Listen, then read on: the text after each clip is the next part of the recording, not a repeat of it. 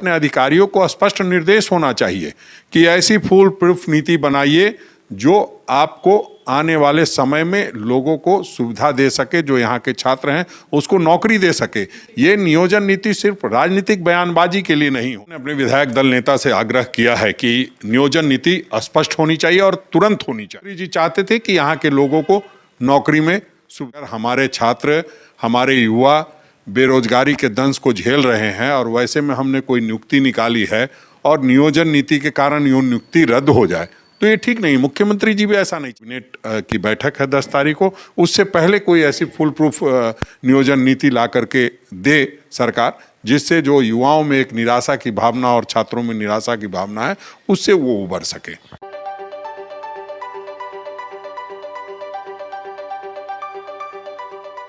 नमस्कार, आप सभी दर्शकों का रिपोर्टर पोस्ट में स्वागत है। और नए साल की शुरुआत हो चुकी है और नए साल का पहला कैबिनेट जो है वो 10 जनवरी को होने जा रहा है।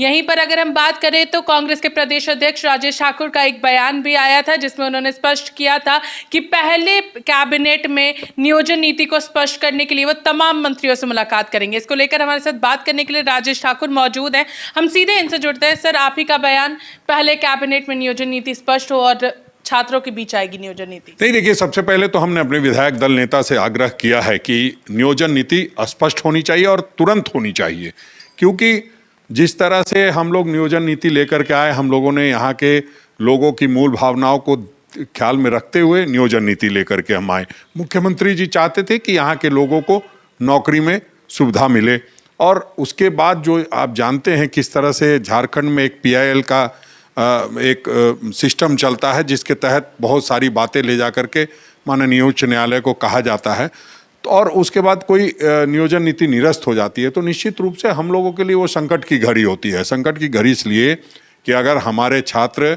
हमारे युवा बेरोजगारी के दंश को झेल रहे हैं और वैसे में हमने कोई नियुक्ति निकाली है और नियोजन नीति के कारण ये नियुक्ति रद्द हो जाए तो ये ठीक नहीं। मुख्यमंत्री जी भी ऐसा नहीं चाहते हैं और इसलिए हम कहते हैं कि अपने अधिकारियों को स्पष्ट निर्देश होना चाहिए कि ऐसी फूल प्रूफ नीति बनाइए जो आपको आने वाले समय में लोगों को सुविधा दे सके, जो यहाँ के छात्र हैं उसको नौकरी दे सके। ये नियोजन नीति सिर्फ राजनीतिक बयानबाजी के लिए नहीं होनी चाहिए। हमारा मानना स्पष्ट है कि जो लोग इस तरह अड़ंगा डाल करके इस राज्य के विकास की गति को बाधित करने का प्रयास कर रहे हैं, वैसे लोगों को भी जनता जवाब देगी। आप जानते हैं कि इस तरह से हम लोग कोशिश करते रहे हैं कि सरकार विभिन्न योजनाओं को लेकर के आगे बढ़े, अंतिम पायदान पर बैठे व्यक्ति को उसका लाभ मिल सके, लेकिन कहीं ना कहीं जो विपक्ष का नकारात्मक रवैया है उसके कारण हम सबों को काफ़ी परेशानी झेलनी पड़ती है। हम तो कहेंगे कि निश्चित रूप से अभी कैबिनेट की बैठक है 10 तारीख को, उससे पहले कोई ऐसी फुल प्रूफ नियोजन नीति ला करके दे सरकार, जिससे जो युवाओं में एक निराशा की भावना और छात्रों में निराशा की भावना है उससे वो उबर सके। तो क्या लग रहा है कि ये पहले कैबिनेट में नियोजन नीति को लेकर के आप जाएंगे, तमाम मंत्रियों से मुलाकात करेंगे इसको लेकर के कि पहले कैबिनेट में? नहीं, देखिए, तमाम मंत्रियों से मुलाकात करने की जरूरत नहीं है। तमाम मंत्री इस बात को लेकर के संजीदा हैं। अगर नहीं संजीदा है तो इसका मतलब उनको मंत्री रहने का कोई हक नहीं है।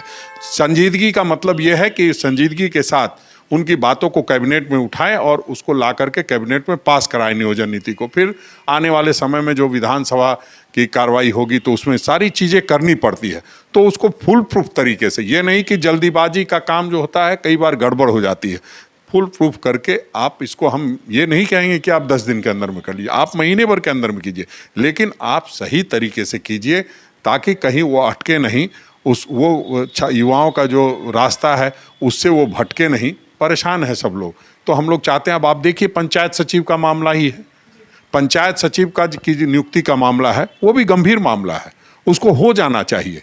लेकिन हमने कई बार कहा है और कई कानूनी बातें लोग अधिकारी समझाते हैं, तो अधिकारियों को समझाने की ज़रूरत है कि आप किसी के जो नौकरी देने की बात है उसमें आप बाधा मत बनिए। आखिरी सवाल सर, बाबूलाल मरांडी से जब हम लोगों ने बात की थी इसको लेकर के, तो उन्होंने कहा था कि सर्वदलीय बैठक बुला करके तमाम चीज़ों को लेकर चर्चा करें, हम भी उसमें बताएंगे आखिर क्या कुछ परेशानी जो इस नियोजन नीति में आई है वो अगली नियोजन नीति में ना आए। तो सर्वदलीय बैठक बुलाए मुख्यमंत्री? नहीं, देखिए, पहले भी सर्वदलीय बैठक बुलाई गई है, किस तरह से ये लोग सर्वदलीय बैठक में भाग लेते हैं वो किसी से छुपा नहीं है। हम लोग ने सरनाधर्म पर कोड पे बात की, हम लोगों ने और 27% आरक्षण पे बात की, हम लोगों ने 1932 के खतियान पर बात की।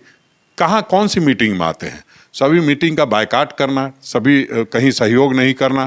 आज अगर हम कोई युवाओं और छात्रों के लिए कोई बयान दे रहे हैं तो भाजपा उसको बोर्ड निगम से जोड़ के देखती है। कितने घटिया सोच है। उसी से पता चलता है कि ये राज्य के विकास की गति को न कहीं बाधित करने का काम करता है। अरे हमारी सोच ये है कि हम युवा हैं, हम युवाओं के लिए सोच रखते हैं, हम छात्रों के हित में बात करते हैं।